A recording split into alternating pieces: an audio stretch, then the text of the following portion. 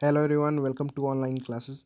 आज की क्लास में हम लोग क्या पढ़ने वाले हैं? आज की क्लासेस में हम लोग पढ़ने वाले हैं स्पेसिफिक टॉपिक है हम लोग का कंजर्वेशन ऑफ वाइल्ड लाइफ। और ये आप लोग की जो चैप्टर है ज्योग्राफी का chapter 3 natural vegetation and wild life, उसकी ये लास्ट टॉपिक होने वाली है। ठीक है, इसलिए ये इंपॉर्टेंट टॉपिक हो जाता है और बहुत ही स्पेसिफिक टॉपिक भी है। इसे शुरू करें उससे पहले प्रीवियस क्लासेस में हम लोगों ने क्या पढ़ा था? प्रीवियस क्लासेस में हम लोगों ने पढ़ा था डिस्ट्रीब्यूशन ऑफ वाइल्ड लाइफ। और उसमें हमने पढ़ा था कि वर्ल्ड के अलग अलग पार्ट्स में किस तरह से वाइल्ड लाइफ की डिस्ट्रीब्यूशन है, कहाँ पर कौन सी वाइल्ड लाइफ पाई जाती है। और सारी बातों को प्रीवियस क्लासेस में मैंने आपको डिस्कस किया था, आप लोगों को शायद पूरा रिकॉल होगा पूरा। ठीक है, आज की जो स्पेसिफिक टॉपिक है वह कंजर्वेशन ऑफ वाइल्ड लाइफ, जो बहुत इंपॉर्टेंट है। कैसे हम वाइल्ड लाइफ को कंजर्व कर सकते हैं, वो सारी बातों को ये टॉपिक देखने के बाद, ये वीडियो देखने के बाद आपको क्लियर हो जाएगा। ठीक है, चलिए तो शुरू करते हैं। सबसे पहला इसमें पॉइंट मैंने लिखा है, it is an important resources. बिल्कुल सही, लाइफ जो रिसोर्सेज है वो भी हमारे लिए बहुत इंपॉर्टेंट रिसोर्सेज है। कैसे? क्योंकि वेरियस वेज से ये हम इसे यूज़ करते हैं। ठीक है, बहुत सारी हमारे लिए इसकी बहुत सारी नीड्स है। जितने भी आप बोल सकते हैं, आपको डेली लाइफ में जितनी भी नीड्स, आप इसको ले लीजिए, चाहे हॉर्न्स हुए या इसके लेदर जैकेट्स हुए, बेल्ट्स हुए, या भी बहुत सारी नीड्स, तो ये आपको वाइल्ड लाइफ फुलफ़िल करती है। इसके अलावा जो हमारी इकोलॉजिकल बैलेंस है, हमारी एटमॉस्फेयर का या हमारी नेचर का, उसे भी बनाए रखने में ये बहुत इंपॉर्टेंट रोल प्ले करती है। That's why wild life is an important resources. क्या है? वाइल्ड लाइफ हमारे लिए, हमारे अर्थ के लिए बहुत इंपॉर्टेंट रिसोर्सेज हो जाता है। लेकिन क्या प्रॉब्लम है? But man's never ending greed for skins, hides and other animals product led to reckless hunting. देखिए, एक कहावत है कि अर्थ पे सबसे ज़्यादा लालची जो इंसान ही है, ठीक है, मानव है। उसकी लालच कभी ख़त्म नहीं हो सकती, चाहे वो किसके भी प्रति हो, या पैसा के प्रति हो, या जितने भी नेचुरल रिसोर्सेज हैं उसके प्रति हो, या फॉरेस्ट के प्रति हो। जो ग्रीड मतलब होता है लालच, वो कभी ख़त्म नहीं हो सकती है। गांधी जी इसके बारे में बड़ा एक अच्छा स्टेटमेंट दिए हैं, आप लोग को मैं वो स्टेटमेंट बताता हूँ। गांधी जी ने बोला है कि nature can satisfied our need not, but not greed. ठीक है, मतलब जो नेचर है वो हमारी नीड को तो सेटिस्फाई कर सकती है, इतनी हमारी नेचर के पास तो जरूर है कि वो हमारी नीड को सेटिस्फाई कर सकते हैं, बट हमारी जो लालच है उसको कभी सेटिस्फाई नहीं कर सकती है। ठीक है, अगर आपको फॉरेस्ट से आपको नीड के लिए जितनी लकड़ियां हैं वो लेनी है, तो कोई दिक्कत नहीं, कभी लकड़ी ख़त्म नहीं होगी, कभी भी क्या होंगे, जितने भी वुड हैं, लकड़ी है, वो कभी ख़त्म नहीं होगी। लेकिन अगर आपके मन में लालच आ जाता है कि हम इतनी फॉरेस्ट है, हम इसे बेचकर पैसा कमाते हैं, ग्रीड आपके मन में आ गई, तो फिर क्या होगा, रिकलेस यूज़ करेंगे आप। और रिकलेस यूज़ करेंगे तो वो जल्दी से जल्दी वो सारा चीज़ ख़त्म हो जाएगा, वो पूरी तरह से नष्ट हो जाएगा। तो आपकी ग्रीड को, आपकी लालच को कभी भी सेटिस्फाई नहीं कर सकती। तो ये स्टेटमेंट था गांधी जी का, तो वो ये स्टेटमेंट यहाँ भी लागू हो सकता है। क्या बोल रहा है कि but man's never ending greed, मतलब मानव की जो एक ग्रीड है, लालच है, वो कभी खत्म नहीं हो सकती। कैसे? तो skins, hide and other animals product led, मतलब हम लोग क्या करते हैं, जैसे कि एनिमल्स, बहुत सारे एनिमल प्रोडक्ट्स यूज़ करते हैं, अलग अलग लेदर बेल्ट्स बनती है, शूज़ बनती है, बहुत सारी ऐसी चीज़ें। तो उसके लिए क्या करती है हम, जो एनिमल्स की स्किन होती है वो निकाला जाता है। उसके बाद हाइड्स जो होती है, सींग वगैरह, वो निकाला जाता है। इसके अलावा और भी एनिमल्स प्रोडक्ट्स का काफ़ी रिकलेस हंटिंग किया जाता है। उसके लिए काफ़ी ज़्यादा, मतलब कि ज़्यादातर संख्या में क्या किया जाता है, बहुत ज़्यादा संख्या में एनिमल्स को मार दिया जाता है, उसको शिकार कर दिया जाता है, शिकार कर लिया जाता है। और उसके बाद उस हंटिंग करने के बाद ये सारी चीज़ों को निकाल लिया जाता है, जो एक तरह की मानव की लालच है, इंसान की लालच है। ठीक है, तो इससे क्या हो रहा है?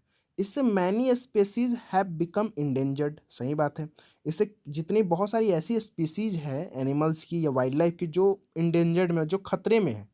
ठीक है, उसकी स्थिति, जैसे कि आप इंडिया में देख लीजिए, तो जो बोल सकते हैं टाइगर्स है, तो टाइगर्स की जो स्पेसीज है वो बहुत ही कम है इंडिया में, कुछ 100 है, समझ लीजिए इतना से, इतनी कम स्पेसीज है, तो वो बोल सकते हैं इंडेंजर्ड में है। और कुछ और ऐसी species, and some have already extinct.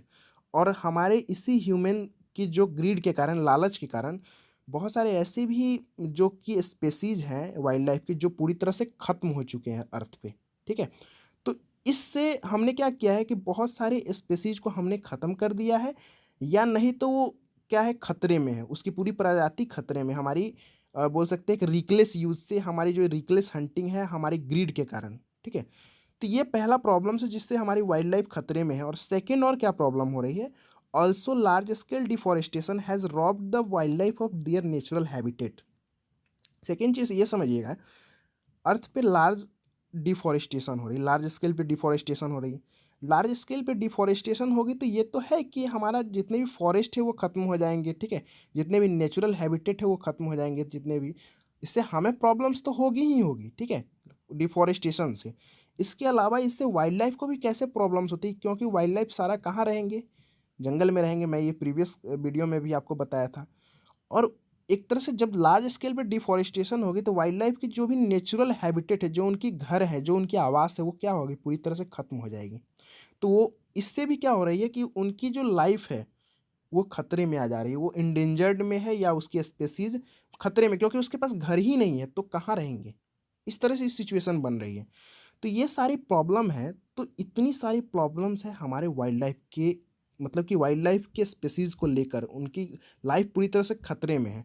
तो it is important to protect our wild life resources. तो इसीलिए ये महत्वपूर्ण हो जाता है, ये बहुत इंपॉर्टेंट हो जाता है कि हमारे वाइल्ड लाइफ रिसोर्सेज को प्रोटेक्ट किया जाए। अगर हमारी ये स्पेसीज़ को अगर नहीं प्रोटेक्ट करेंगे तो हमारी ह्यूमन लाइफ भी नहीं रहेंगी, और अदर पूरी तरह बोल सकते हैं अर्थ पे इनबैलेंस हो जाएगी। मतलब इम्बैलेंस मतलब बोल सकते हैं कि जो एक बैलेंस क्रिएट है, जो कि एक इकोलॉजिकल बैलेंस है, वो बिगड़ जाएगा और पूरी अर्थ की विनाश हो जाएगी, है ना। तो एक तरह से इकोलॉजिकल बैलेंस बनाए रखना है तो हमें वाइल्ड लाइफ रिसोर्सेज को भी, वाइल्ड लाइफ को भी प्रोटेक्ट करना होगा, बहुत इंपॉर्टेंट हो जाता है। अब ये कैसे प्रोटेक्ट करेंगे, आपके मन में आया होगा। तो देखिए, प्रोटेक्ट करने के लिए बहुत सारे वाइल्ड लाइफ सेंचुरीज बनाई गई है या नेशनल पार्क्स वगैरह बनाए गए हैं, जो कि बेसिकली किस पर्पस से बनाए गए हैं, वाइल्ड लाइफ कंजर्वेशन के पर्पस से। अब नेशनल पार्क क्या होते हैं, वाइल्ड लाइफ सेंचुरीज क्या होती है, तो ये समझ लीजिएगा।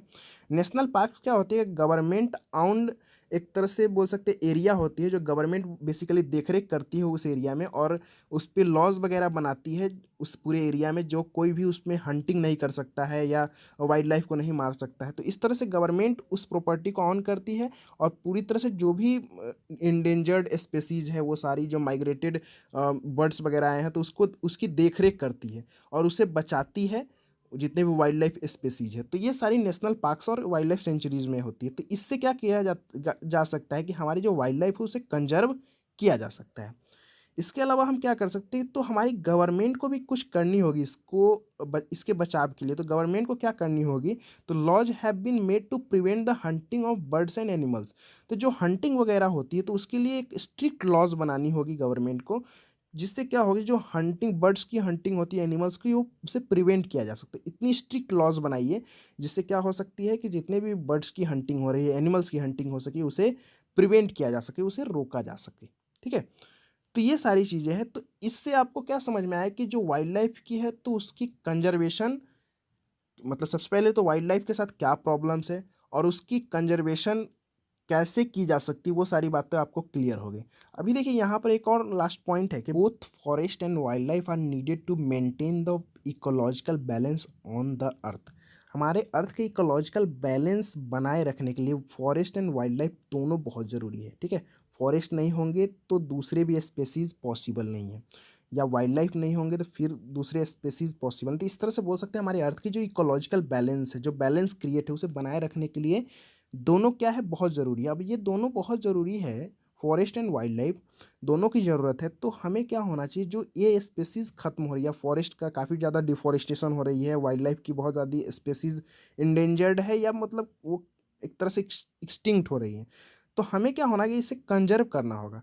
That's why conservation is very important. हमें कंजर्वेशन क्या हो जाती है, बहुत इंपॉर्टेंट हो जाती है। हमें वाइल्ड लाइफ की कंजर्वेशन करनी होगी जिससे हमारी अर्थ की इकोलॉजिकल बैलेंस बनी रहे, ठीक है। तो ये सारा आपका था कि क्यों ज़रूरी है वाइल्ड लाइफ कंजर्वेशन, कैसे कर सकते हैं वाइल्ड लाइफ कंजर्वेशन, और क्या प्रॉब्लम्स है वाइल्ड लाइफ के साथ, वो सारा मैंने आपको डिस्कस कर दिया है इस वीडियो में, ठीक है। उसके अलावा आप लोगों को कोई डाउट्स होगा तो you can ask me frequently.